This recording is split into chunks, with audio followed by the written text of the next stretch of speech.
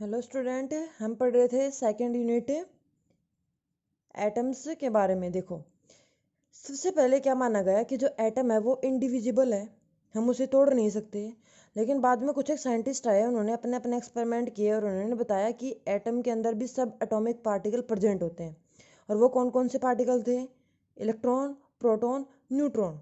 अब इतना तो बता दिया कि एटम के अंदर इलेक्ट्रॉन, प्रोटॉन, न्यूट्रॉन प्रेजेंट है, पर ये तो नहीं बताया कि ये जो सब एटॉमिक पार्टिकल हैं वो किसी भी एटम के अंदर कैसे प्रेजेंट है।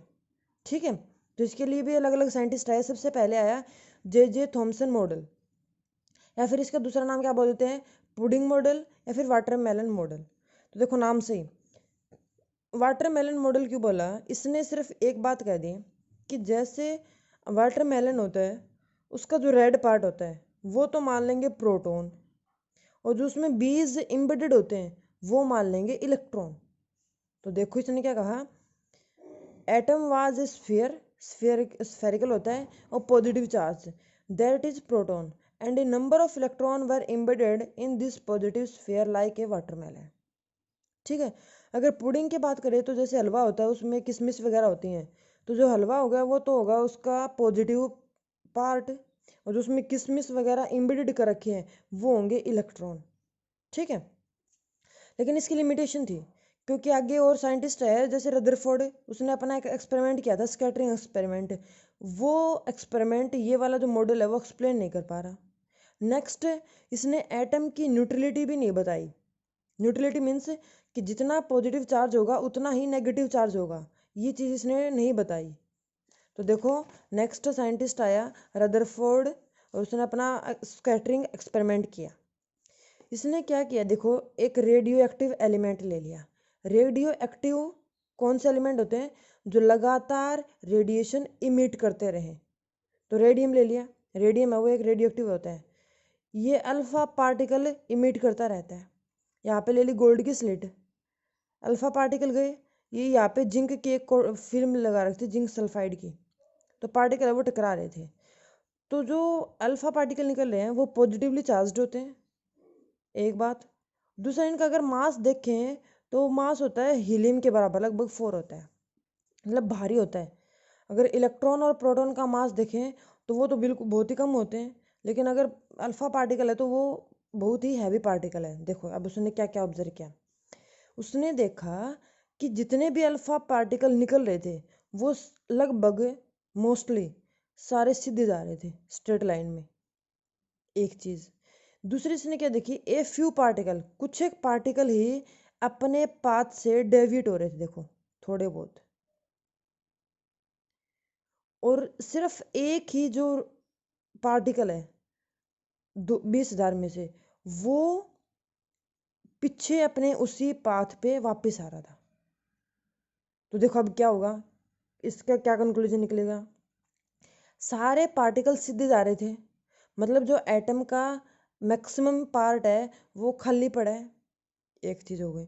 दूसरी, कुछ एक पार्टिकल है वो डेविएट हो रहे थे। देखो डेविएट कब हो सकते हैं, अल्फा पार्टिकल पे पॉजिटिव चार्ज, तो जब इसके पास कोई और पॉजिटिव चार्ज आएगा तो वो इसी से थोड़ा रिपेल कर देगा, तो ये अपने पास से डेविएट हो जाएगा।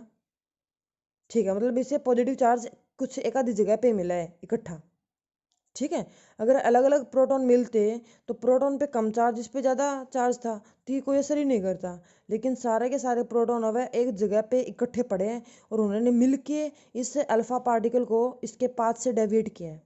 दूसरी बात, तीसरी, इसने कहा सिर्फ एक ही अल्फा पार्टिकल वापस उसी पाथ पे आया है।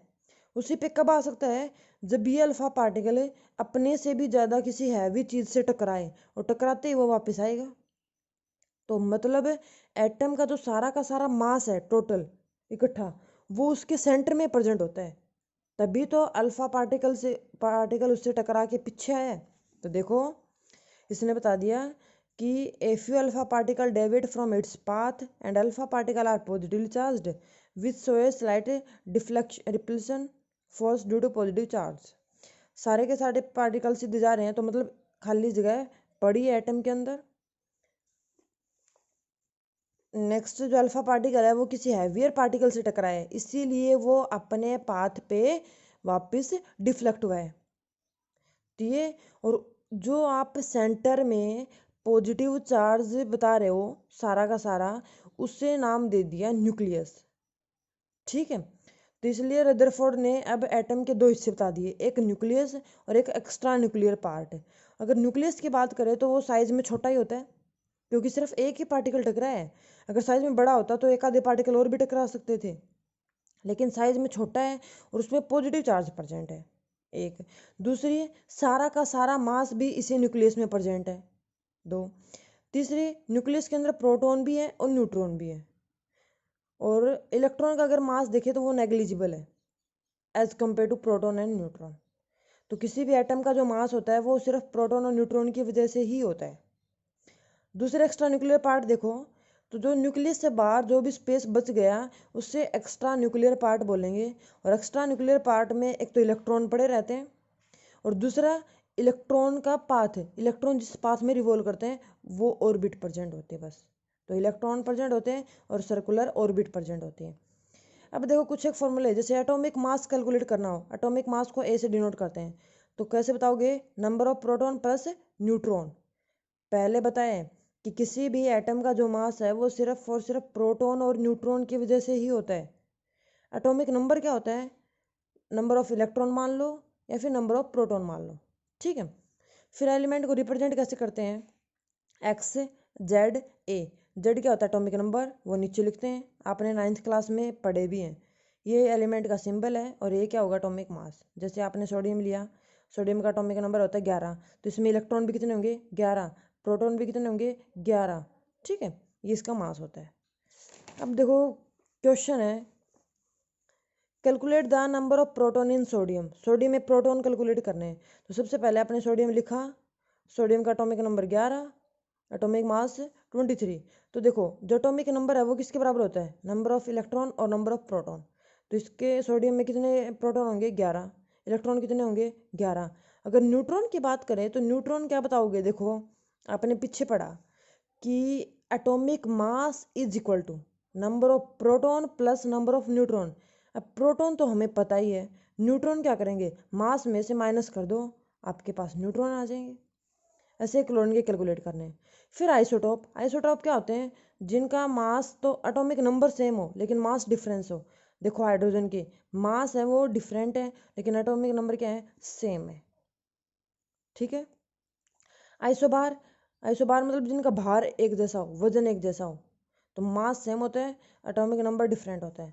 आइसोटोन, टोन मीन्स न्यूट्रॉन, जिनमें न्यूट्रॉन के नंबर सेम हो, जैसे कार्बन, नाइट्रोजन, ऑक्सीजन। इसमें जो आप कार्बन का जनरली जो मास है वो 12 लेते हो, लेकिन यहाँ पे कार्बन का 14 वाला आइसोटोप ले रखा है, तो इसमें न्यूट्रॉन 8 है, इसमें भी 8 है, इसमें भी 8 है न्यूट्रॉन। एक होता है आइसो इलेक्ट्रॉनिक, आइसो का मतलब सेम होता है और इलेक्ट्रॉन मीन्स इलेक्ट्रॉन सेम हो।